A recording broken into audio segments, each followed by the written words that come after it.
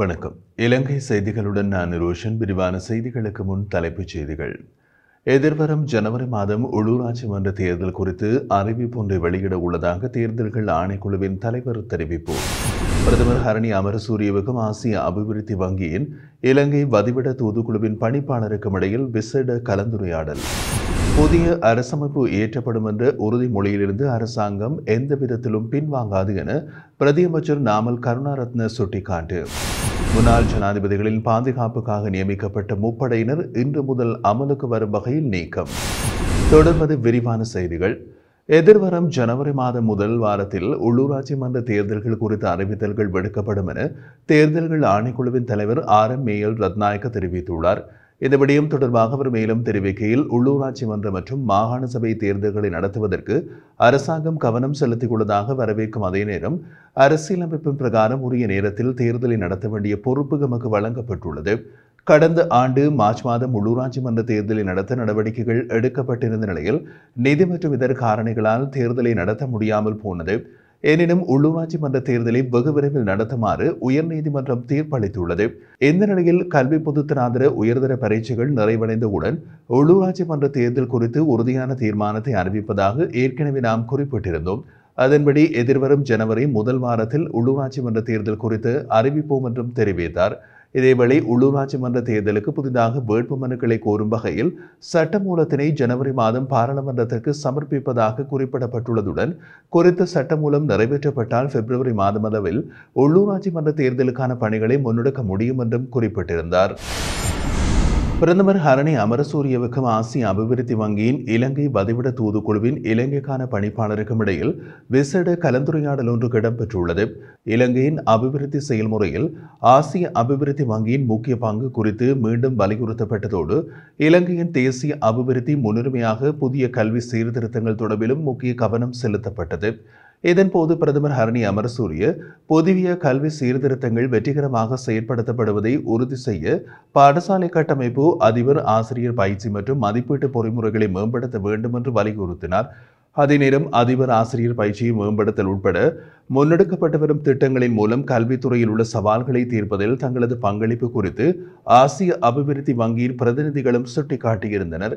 இந்த கலந்துரையாடலில் இலங்கை பிரதிநிதிகள் குழுவின் பிரதமரின் செயலாளர் பிரதீப் சபுதந்திரி, கல்வி, உயர்கல்வி மற்றும் தொழிற்கல்வி அமைச்சின் செயலாளர் நாலக கழுவேவு, பிரதமரின் மேலதிக செயலாளர், ஆசிய அபிவிருத்தி வங்கி பிரிவின் பணிப்பாளர் நாயகம் சமந்த பண்டாரு, ஆசிய அபிவிருத்தி வங்கி பிரிவின் பதில் பணிப்பாளர் ரஞ்சித் கருசிங்க, நிதியமைச்சின் வெளிநாட்டு வளங்கள் திணைக்களத்தின் ஆசிய அபிவிருத்தி வங்கி பிரிவின் உதவி பணிப்பாளர் தனஞ்சி அமரசிங்க மற்றும் வெளிநாட்டு அமைச்சின் பொருளாதார விவகார பணிப்பாளர் லஷங்கா தமுலகே ஆகியோர் கலந்து கொண்டிருந்தமை குறிப்பிடத்தக்கது.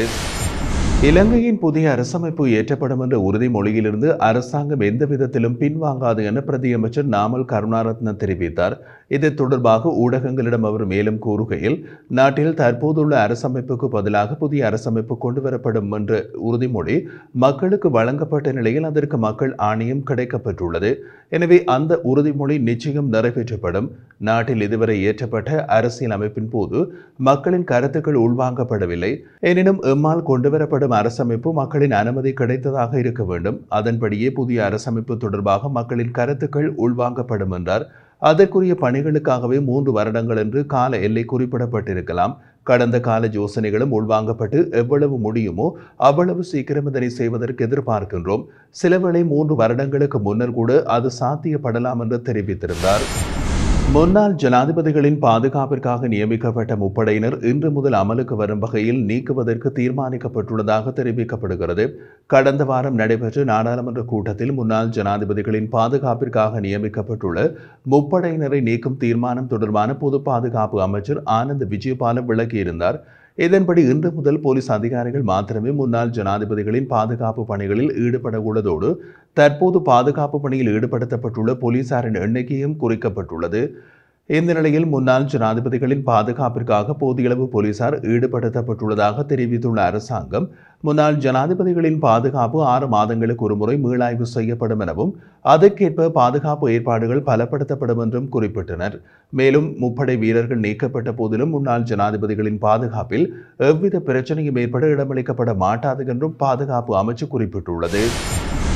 நிறைவேற்று அதிகார ஜனாதிபதி முறைமையை புதிய அரசியலமைப்பினூடாக நீக்க நடவடிக்கை எடுக்கப்படும் என வெளிவிவகார அமைச்சர் விஜித ஹேரத் தெரிவித்துள்ளார்.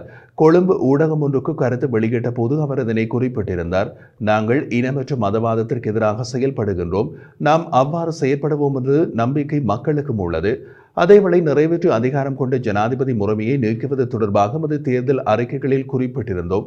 அந்த வகையில் நிறைவேற்று அதிகார ஜனாதிபதி முறைமையினை நீக்குவது தொடர்பான யோசனை புதிய அரசமைப்பின் உள்ளடக்கப்படும் என்றும் தெரிவித்திருந்தார். அதேவேளை தேர்தல் அறிக்கையில் குறிப்பிடப்பட்டுள்ளவற்றை நாங்கள் நிறைவேற்றுவோம் என்று தெரிவித்துள்ள அவர், பொருளாதார நெருக்கடியில் இருந்து மீண்டு வர வேண்டும், மக்களின் உரிமைகள் பாதுகாக்கப்பட வேண்டும் என்று மக்கள் இப்போது கோருகின்றமை தெளிவான விடயம் என்றும் குறிப்பிட்டார். அரிசிக்கான கட்டுப்பாட்டு விலையை நீக்குவது குறித்து பேச்சுவார்த்தைகளை நடத்தவுள்ளதாக அரிசி இறக்குமதியாளர்கள் தெரிவித்துள்ளனர். தற்காலிக அடிப்படையில் அரிசிக்கான கட்டுப்பாட்டு விலையை நீக்குவதற்கு அரசாங்கத்தோடு பேச்சுவார்த்தைகள் நடத்தப்பட உள்ளதாக அரிசி இறக்குமதியாளர்கள் தெரிவிக்கின்றனர். அமெரிக்க டாலரின் பெறுமதி அதிகரிப்பு காரணமாக அரிசி இறக்குமதியின் போது எழுந்துள்ள பிரச்சினைகளை தீர்த்துக் கொள்வதற்காக இவ்வாறு அரிசிக்கான கட்டுப்பாடு விலையை நீக்குவது குறித்து கலந்துரையாடப்பட உள்ளதாகவும் தெரிவிக்கப்படுகிறது. இதனால் மீண்டும் அரிசியின் விலை அதிகரிக்கும் சாத்தியம் எழுந்துள்ளதை சுட்டிக்காட்டப்படுகின்றது. விவசாயிகளுக்கு பாதிப்பு ஏற்படாத வகையில் சந்தையில் அரிசி தட்டுப்பாடை நீக்குவது குறித்து அரசாங்கம் விசேட கவனம் செலுத்தி வருகிறது. இந்த நிலையில் பண்டிகை காலம் ஆரம்பித்துள்ள நிலையில் சில பிரதேசங்களில் இன்னமும் சில வகையான அரிசிகளுக்கு பற்றாக்குறை நிலவுவதாக நுகர்வோர் தெரிவித்துள்ளனர். கிறிஸ்துமஸ் வழிபாடுகளை நடத்தும் நாடு முழுவதும் உள்ள அனைத்து தேவாலயங்களுக்கும் போலீஸ் மற்றும் முப்படையினரால் சிறப்பு பாதுகாப்பு நடவடிக்கைகள் மேற்கொள்ளப்படும் என போலீசார் தெரிவித்துள்ளனர். போலீஸ் ஊடக பேச்சாளர் சிரேஷ்ட போலீஸ் அத்தியட்சகர் புத்திக மனதுங்க பாதுகாப்பு தொடர்பாக தேவையான ஏற்பாடுகளை மேற்கொள்ளுமாறு அனைத்து சிரேஷ்ட அதிகாரிகள் மற்றும் போலீஸ் நிலைய பொறுப்பதிகாரிகளுக்கு பணிபுரி விடுத்துள்ளார்.